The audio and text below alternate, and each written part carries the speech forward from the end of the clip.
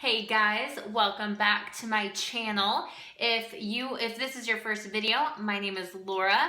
I am 25 years old and I live in Tennessee, and I am on my own health and fitness journey. I've been on it for a very long time. I have been on Weight Watchers, I have yo-yo dieted, I have done eliminating food groups, I have been too restrictive, I've been an over-exerciser, I have done it all.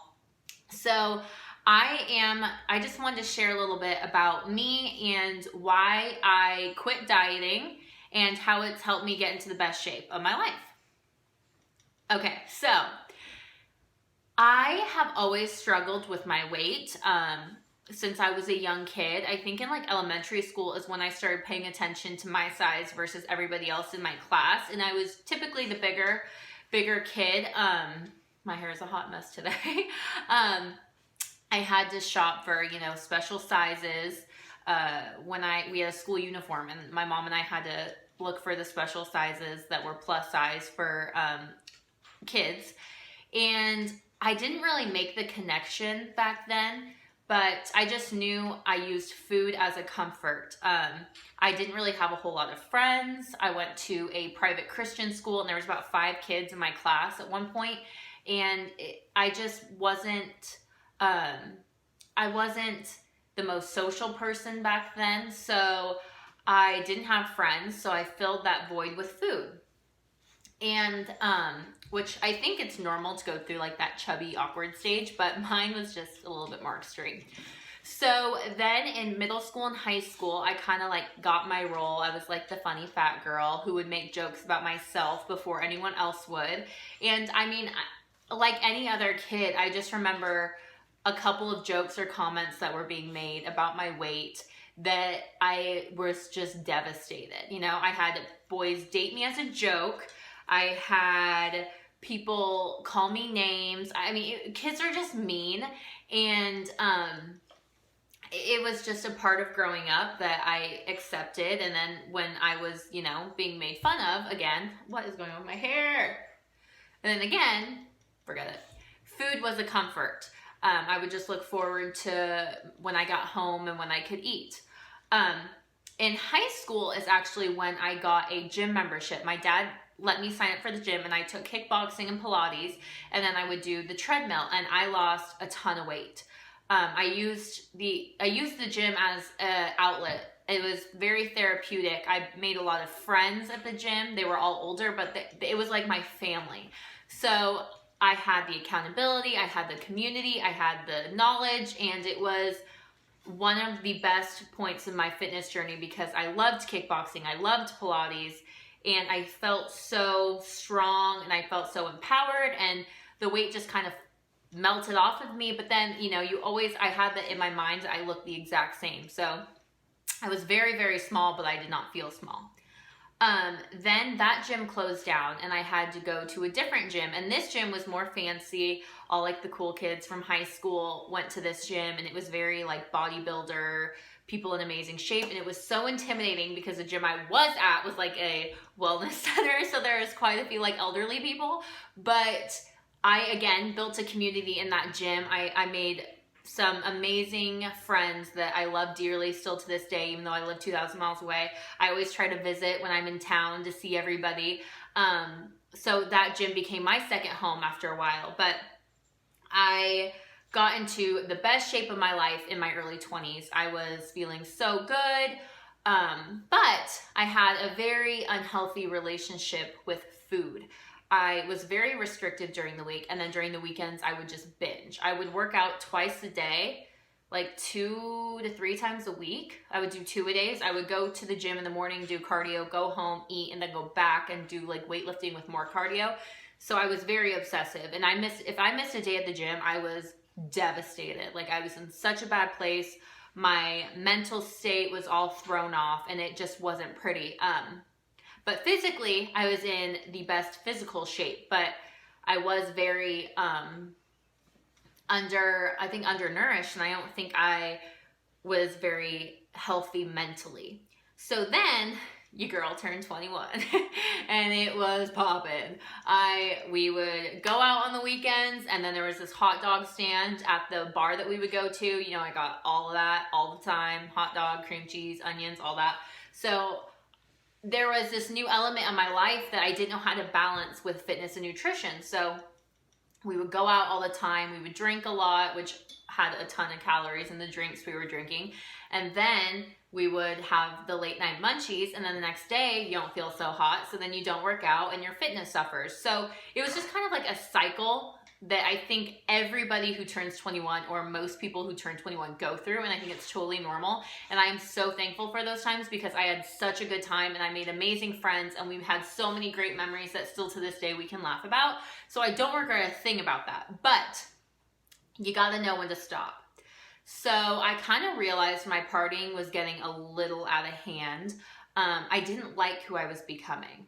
I didn't like being the person who didn't really remember what happened the night before. I didn't like being the person who made a fool of themselves and then saw like countless Snapchat, Instagram stories and videos. Like, it was embarrassing, but you know, I reverted back to my role as the funny girl instead of like, I'm trying to think how to word this. Instead of presenting myself with self-respect, I was using alcohol and partying and being silly to disguise who I was, if that makes sense. I didn't want to deal with any real issues, so I just, would laugh and party and have a good time. Which, again, it was a great time, and I have great friendship. Mika! I have great friendships to show for it. So I am very blessed that happened, and I'm very thankful for those times. But like I said, it got out of control. So then I reeled myself back in, and I was on the journey to kind of recovering my relationship with food and getting back into the fitness and the workout scene. And then me and my girlfriend went on a trip to Nashville, and that is where I met my now husband. And it was like 2 months of long distance, and I moved across the country to Tennessee from Washington State. So sorry about that. I have 3 fur babies, and they definitely give me a run for my money. Anyways, I met my husband, and again, we did long distance for about 2 months, and then I moved from Washington State to Tennessee, which was, I was somebody who never left home. I didn't go away to college or anything. I just moved out for a brief period of time, and I also was home all the time when I moved out. So it was a huge adjustment. I'm very close to my family and very close to my friends. So it was hard, even though I was so happy in this new relationship and I knew I found the one I wanted to spend my life with. I also had like a month where I wasn't working, so I was in the house by myself, and again, food became my comfort. And I got I got to 200 pounds after about less than a year of living here. And I knew I had gained weight, but I didn't really want to deal with it until my parents came to visit, and it was the first time they came to visit us in Tennessee. And I just felt so uncomfortable. We took pictures, and I hated every single picture. I didn't recognize myself. I wasn't working out. I was binging constantly binging. I was in a really bad place. I was super happy and in love, but when I was by myself and I had to deal with myself and deal with my feelings about myself, I was in a really bad place. So I signed up for Weight Watchers, and I did that for close to a year, and I'm not going to get into that because I have a whole different video that I can link down below about Weight Watchers, losing 30 pounds, why I quit even after losing 30 pounds, and kind of the effects it gave me. So I will link that video down below because it's a long story.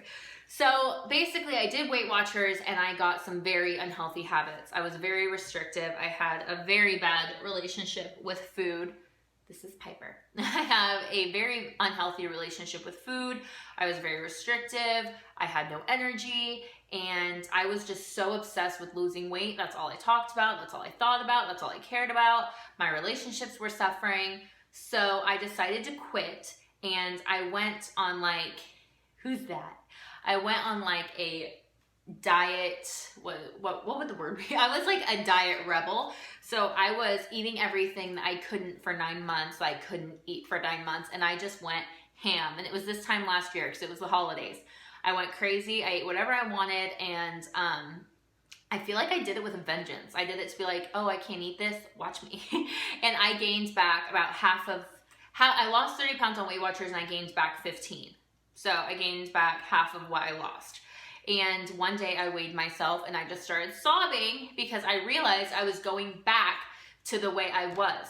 So I decided that I had to do something where I was going towards my fitness goals, but I wasn't obsessed with my goals. And for me, I am an all or nothing person. So that is one of the hardest things, is to keep that in check, to make sure I have balance. It's very, very difficult for me.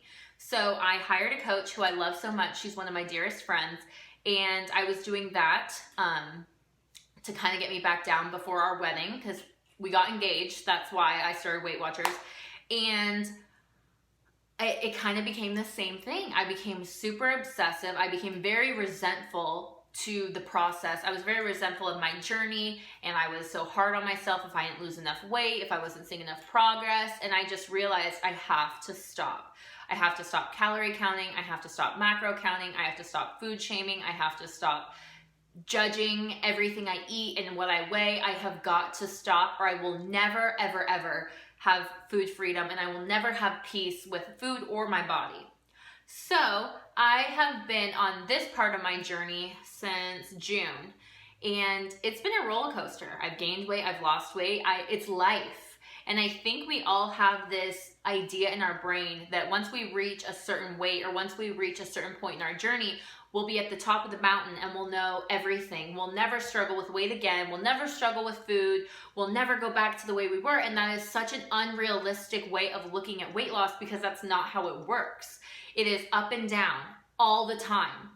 You know, you may gain 10, 15 pounds for the holidays and then you'll lose it again. Or you may go on vacation and gain a little bit of weight, or what have you. It is life. It is about balance.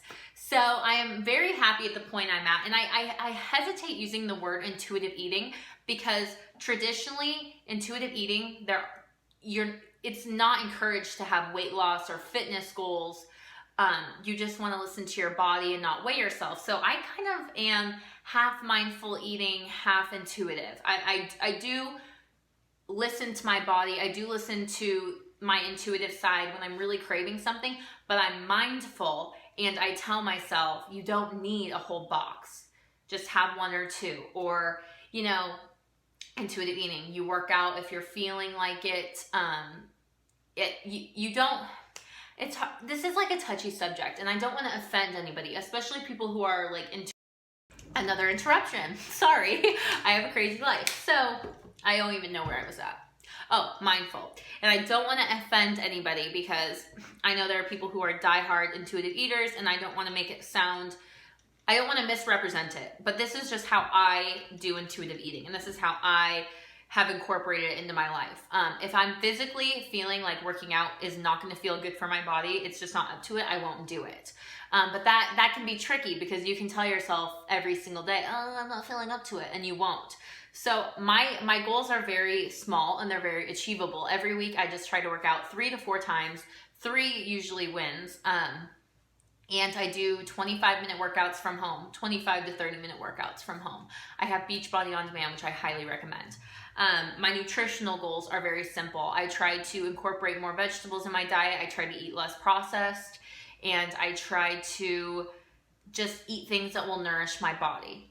Very simple. I try to get enough sleep. I try to do personal development. I try my best every single week to just do things that are achievable, attainable, and sustainable, because that's what it's all about. If you lose weight in a way that you can't keep it off, you are going to be another statistic. And that's, to me, why diets don't work. Diets don't work because I don't see people, I don't think it's possible to diet long term, diet the rest of your life. You know, you want to make those lifestyle changes. And that is what I'm currently doing. And I know a couple of you guys have asked for what I eat in a day videos. And I do want to do those, but it's just, I don't want someone to look at what I eat in a day and to feel bad or food shame themselves for what they eat, or whatever the case may be. So I do want to do what I eat in a day videos just give me time. That's gonna take a little time. But, and then weighing myself, that's another question I've received. I do weigh myself like once every other week or once a week, just to see like where we're going with it, just to see if I'm up or down. I don't put my heart and soul into that number. I focus more so on measurements. And for the month of October, I was down 5.5 inches, which sounds to me a lot more encouraging and motivating than I've lost 6 ounces. That's just me. My body, you see physical changes more so than the scale represents. That's just how my body has always been. I lose inches before I lose pounds. So if you are somebody who is trying to lose weight and you feel like the scale is just dragging you down, I strongly encourage you to just put the scale away for a little bit and just to focus on measurements, how your clothes fit, how you look in pictures, how you feel. Go off of those things, because that is a very accurate representation of your progress, more so than just a number, because your weight can vary because of so many different reasons. If you ate more sodium, if you've had more water, if you are, what cycle you are on your menstrual cycle, all those things matter. So that's just a little bit about me, and that is why I don't believe necessarily in dieting. And again, I get so hesitant to talk about this stuff because I feel like it's such a sensitive subject for so many people. And just because I don't believe in dieting doesn't mean that other people can't. It doesn't mean that if you do keto, you shouldn't do keto. It's what works for everybody. Everybody is different. So if keto works for you, if intermittent fasting works for you, that's awesome. It's your journey. You need to do what's good for you. But for me, I have to have a more flexible lifestyle. What are you doing?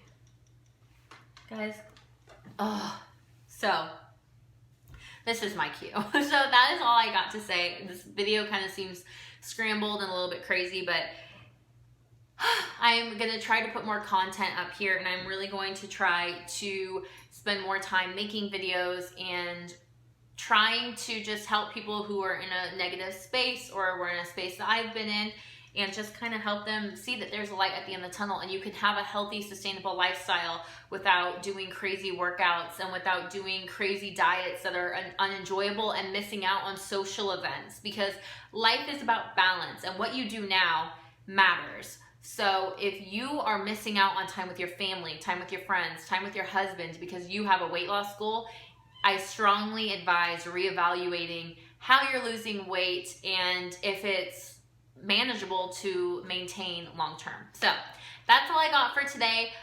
Please comment any videos you would like to see or any topics of discussion that you want to talk about, and I will work on it. Bye guys.